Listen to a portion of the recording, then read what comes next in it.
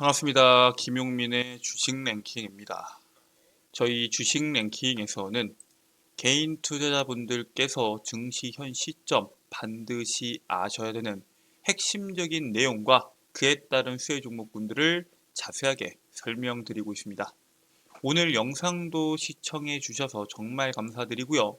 본격적으로 오늘의 영상 시청하시기 전에 영상 하단부에 있는 구독 버튼, 그 옆에 있는 좋아요 버튼 한 번씩 누르고 시청해 주시면 정말 감사드리겠고요. 조금만 더 시간 내셔서 그 옆에 있는 댓글란에다가 응원 댓글 한 번씩만 적어주시면 정말 감사드리겠습니다.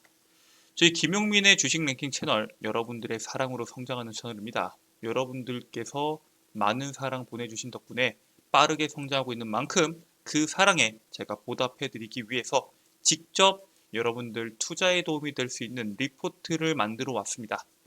2014년도 하반기를 주도할 수 있는 대표 업종인 반도체와 AI에 대한 핵심적인 내용과 그에 따른 수혜 종목군들을 리포트로 만들어 왔고요.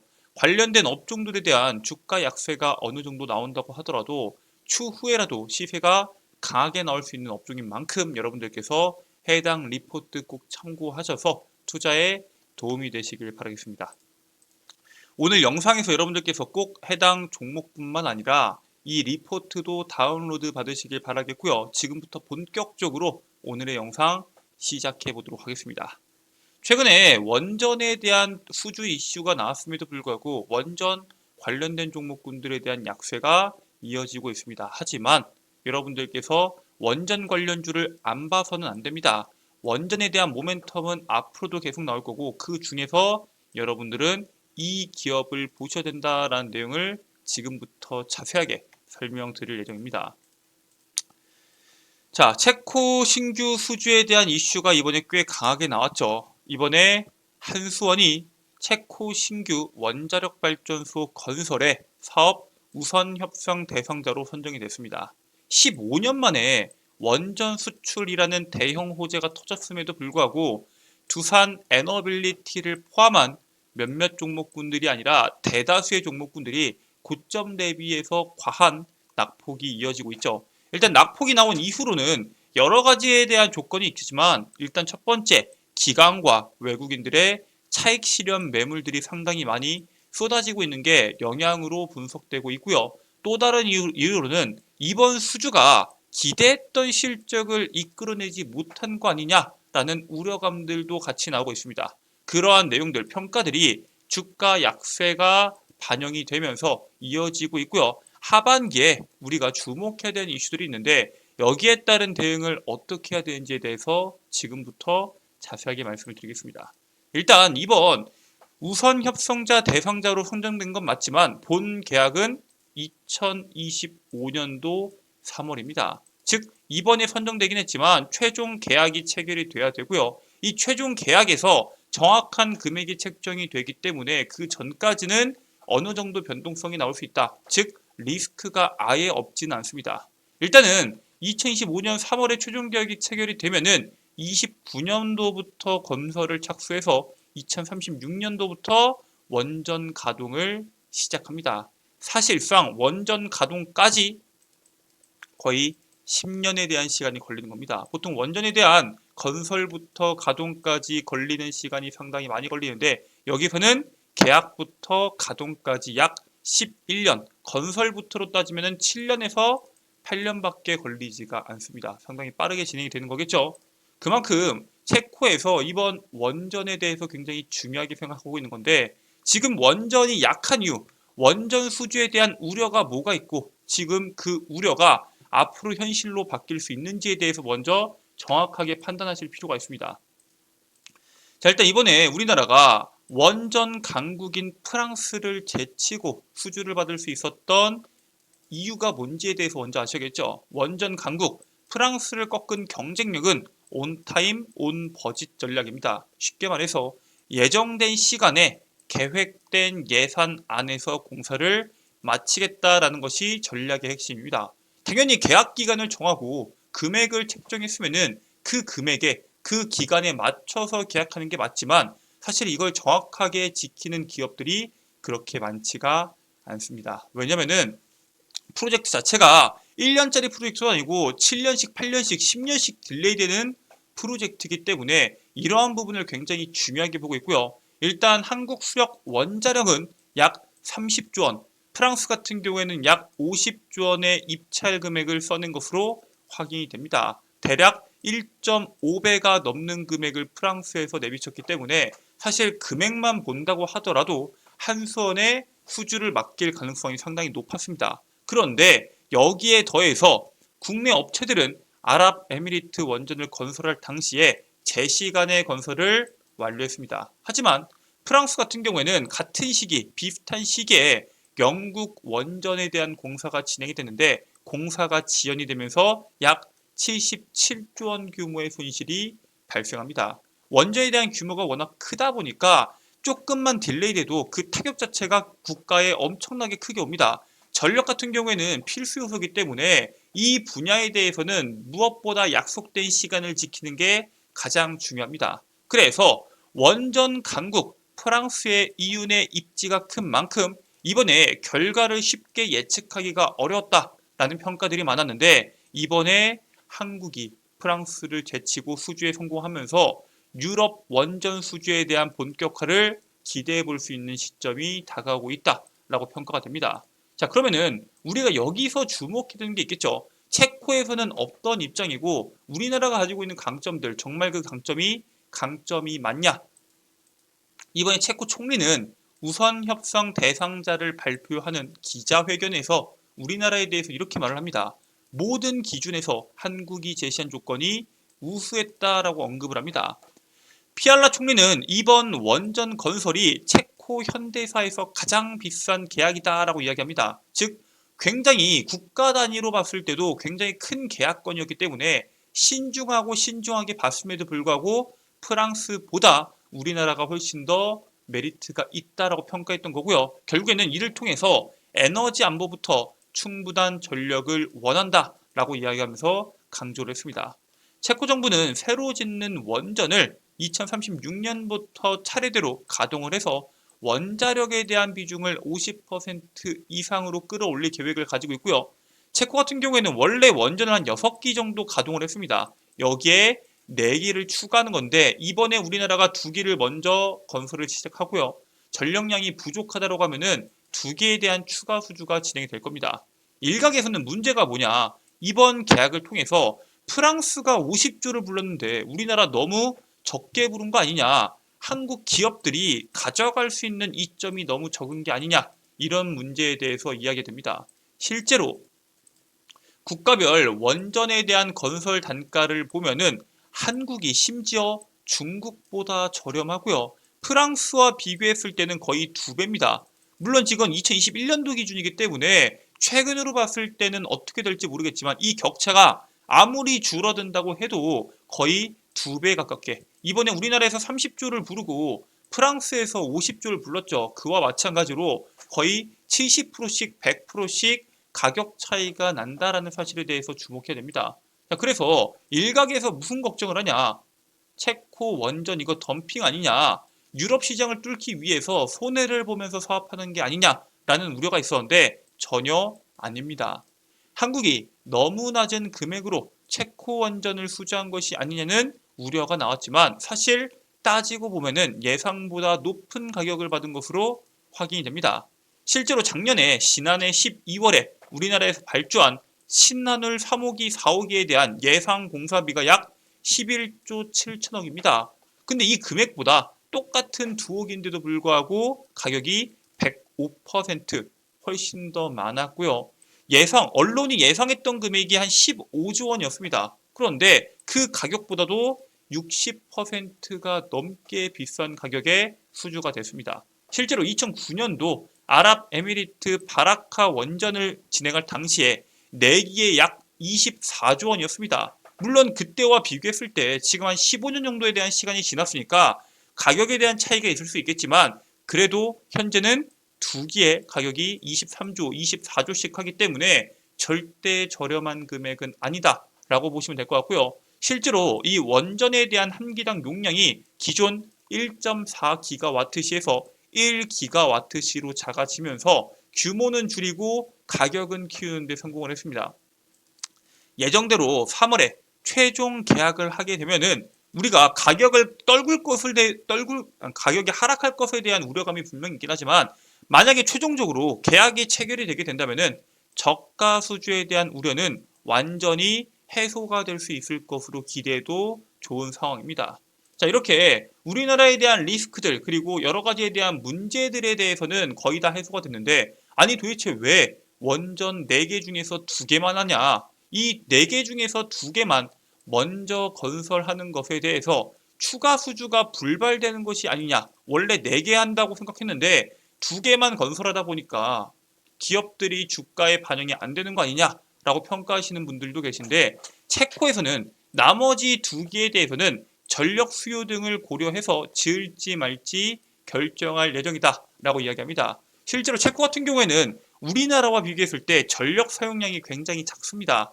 잠시 후에 말씀드리겠지만 우리나라 같은 경우에는 1.4GWh에 대한 원전을 쓰고 있지만 여기서는 더 작은 원전인 1.0GWh에 대한 원전을 준비하고 있는 이유도 물론 주변에 바다가 없고 중심에 있기 때문에 강을 이용해서 열을 낮춰야 되기 때문에 고용량, 고성능을 올릴 수 없겠지만 그걸 감안한다고 하더라도 실질적으로 전력에 대한 수요가 굉장히 적습니다. 물론 앞으로 AI로 인한 여러 가지에 대한 내용들을 통해서 전력 사용량이 늘어날 수밖에 없기 때문에 추가 수주가 될 거고요. 전체 전력 생산의 48%를 차지하는 석탄을 2033년도까지 향후 8년 안에 단계적으로 폐지하고 있는 만큼 변수가 없다면 추가 수주를 기대해 볼 수 있습니다. 실제로 나머지 2개에 대해서도 건설도 한수원이 우선 협상자입니다. 즉 체코를 시작으로 하반기 유럽의 원전 수주 랠리를 우리가 기대해 볼 수 있다라고 보고 있는데 이 유럽 시장의 원전 시장 규모가 굉장히 큽니다. 200조 원이 넘어가는 시장인데 그 시장에서 우리나라가 가지고 있는 강점을 토대로 어떻게 수주 물량을 따낼 것이냐. 체코를 시작으로 네덜란드, 핀란드, 스웨인, 폴란드 등 유럽 지역의 원전 수주를 기대하고 있는데 올해 6월달 기준 세계 가동 원전 416기 가운데 약 40%가 유럽에서 가동되고 있고요. 계획된 원전 102기 중에서 40%에 육박하는 37기가 유럽 지역에서 건설이 됩니다. 자, 근데 유럽에는 터줏대감이 있죠. 원래 프랑스가 굉장히 확고하게 이 물량을 확보할 것이다 라고 바라보는 시각들이 있었는데 그 확고했던 프랑스를 뚫어냈습니다. 그렇기 때문에 국내 원전팀이 다른 유럽 지역에 대한 수주를 확대할 수 있을 것으로 기대하고 있고요. 유럽은 거의 비슷한 조건 자체가 상당 부분 비슷합니다. 이번에 체코를 통해서 유럽의 공통된 인증 자체를 통과했죠. 그렇기 때문에 EU 기준 통과로 인해서 추가 수주할 때도 큰 문제 없이 수주가 진행될 것으로 우리가 기대해 볼 수 있다라고 말씀을 드립니다. 그래서 체코에 지어질 원전이 어떤 원전이냐? 바로 맞춤형 원전으로 건설이 될 겁니다. 체코 두코바니 지역에 공급할 원전의 모듈명은 APR-1000입니다. 한국보다 전력 사용량이 적은 체코의 맞춤형으로 개발을 했고요. 체코는 바다 대신 강을 냉각수원으로 활용하기 때문에 고출력 원전을 유지하기가 힘듭니다. 그렇기 때문에 사실 이 전력량이 적은 것도 있겠지만 이 출력에 대한 유지를 맞추기 위해서라도 그 규모 자체를 떨굴 필요가 있었고요. 2016년부터 유럽 조건에 맞춰서 중형급 원전 시장에 진입하는 것을 목표로 한수원이 설계 개발을 추진해 왔었는데 이 노형 같은 경우에는 지금까지 우리나라에 건설했던 적이 없고요. 수출했던 경험이 없는 노형이긴 합니다. 그래서 이 노형을 이번에 체코에 수주하면서 주변 유럽 국가들에도 이러한 원전들을 꾸준하게 수주할 수 있을 것으로 기대하고요. 유럽을 타깃으로 원전 수출이 본격화가 될 건데 그 속에서 수혜받을 수 있는 대표 기업들을 주목할 필요가 있다라고 말씀을 드리고요. 그 기업은 바로 한전기술입니다. 한전기술은 여러분들께서도 잘 아시는 한수원에 속해 있는 기업으로 원자력, 수화력, 발전소의 설계부터 발전 설비, OEM, 플랜트 건설 사업이나 신재생 에너지 관련 사업 등을 수행하는 기업입니다.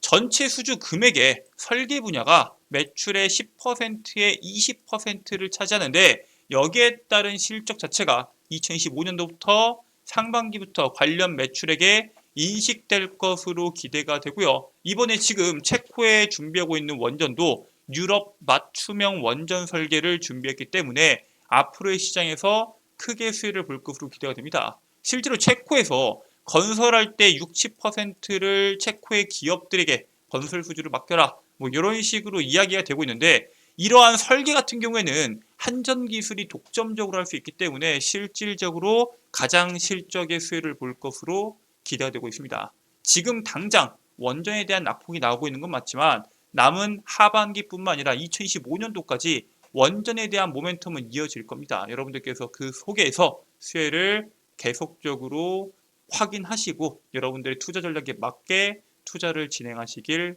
바라겠습니다.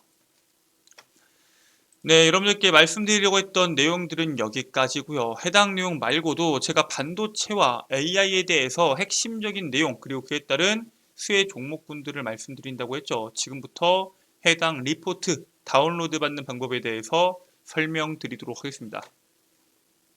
자, 여러분들 핸드폰 보시면은 아이폰을 사용하시는 분들은 앱스토어, 갤럭시 핸드폰을 이용하시는 분들은 구글 플레이나 플레이 스토어를 이용하셔서 김용민의 급등 시그널 어플리케이션을 다운로드 받으실 수가 있습니다. 구글 플레이 기준에서 검색 버튼 누른 상태로 김용민의 급등 시그널을 검색하시면은 어플리케이션 설치 버튼이 나오고요. 해당 설치 100% 무료로 여러분들께서 진행하실 수가 있습니다. 어플리케이션 설치까지 끝내셨으면은 어플리케이션을 작동해 주시면 되는데, 이처럼 우측 상단에 로그인 버튼이 나올 겁니다. 로그인, 회원 가입, 그리고 이용약관 동의를 누른 상태에서 가입하기까지 누르게 되시면은 개인정보를 몇 가지 적으라고 나오는데 민감한 정보는 적으실 필요가 없고요.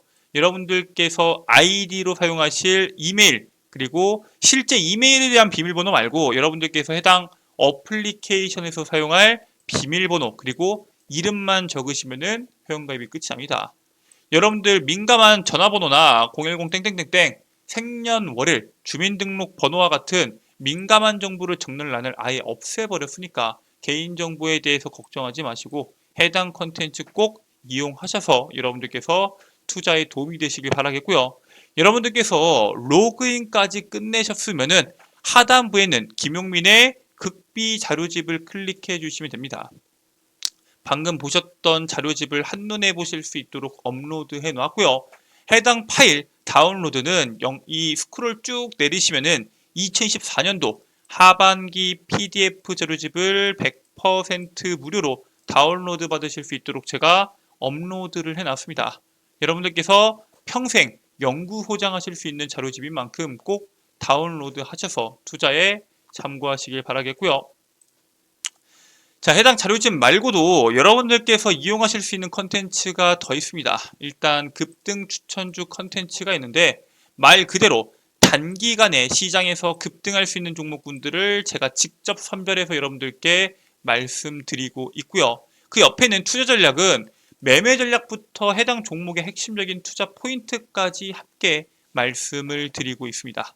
그리고 그 옆에 있는 장전 급등 뉴스는 뭐냐?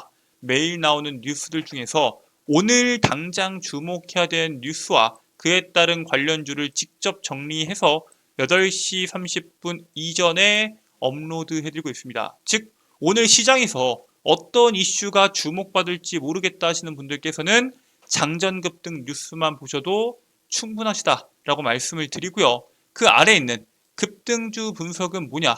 매일 시장에서 나오는 급등주들 왜 급등했는지, 그리고 그에 따른 관련주는 뭐가 있는지에 대해서 제가 직접 정리해서 여러분들께 매일매일 공유해 드리고 있습니다. 여기에 있는 급등 추천주, 장전 급등 뉴스, 급등주 분석까지 모든 컨텐츠를 100% 무료로 제공해 드리고 있고요. 평생 무료로 여러분들께 제공해 드리는 어플리케이션 컨텐츠인 만큼 꼭 어플리케이션 다운로드 받으셔서 자료집부터 여기 있는 컨텐츠들까지 모두 이용하실 수 있기를 바라겠습니다. 자, 오늘 준비된 내용은 여기까지입니다. 오늘 영상도 끝까지 시청해 주셔서 정말 감사드리고요. 오늘 영상 여러분들께 유익하셨다면 영상 종료하시기 전에 구독과 좋아요 버튼 한 번씩만 누르고 영상 종료해 주시면 감사드리겠습니다. 전 다음 영상에서 여러분들께 더 도움되는 내용으로 돌아오도록 하겠습니다. 끝까지 시청해 주셔서 감사합니다.